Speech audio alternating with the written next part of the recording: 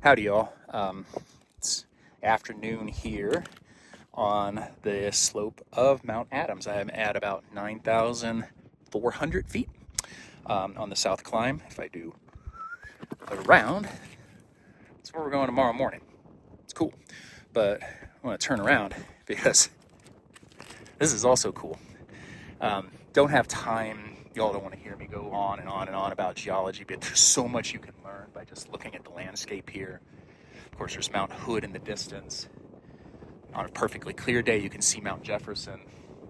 It's the Oregon High Desert Plateau off to there.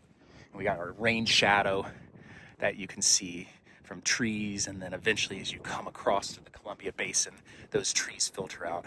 Then you got the big Simcoe shield volcano on that side, and then you've got, there we are, you got the big Indian Heaven volcano on that side. They're both shield volcanoes.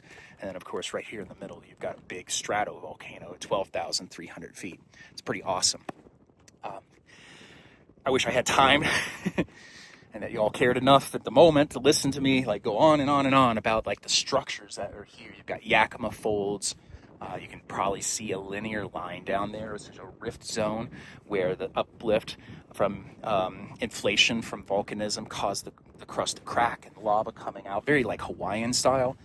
And then that you could trace that on, and then in the distance there's a V-shaped notch, and then in the distance is the Columbia Hills before you get to the Oregon High Desert, and that's the Wacayas Fault that cuts across there. What's really cool is the Klickitat River kind of cuts across that 1,000-foot deep canyon that you can barely see, and that the base of that canyon right along that fault has wells that were drilled that have geysering CO2 that boils out of them, that back in the early part of the 20th century, they collected that CO2 to make dry ice, and like 15 tons a day of dry ice.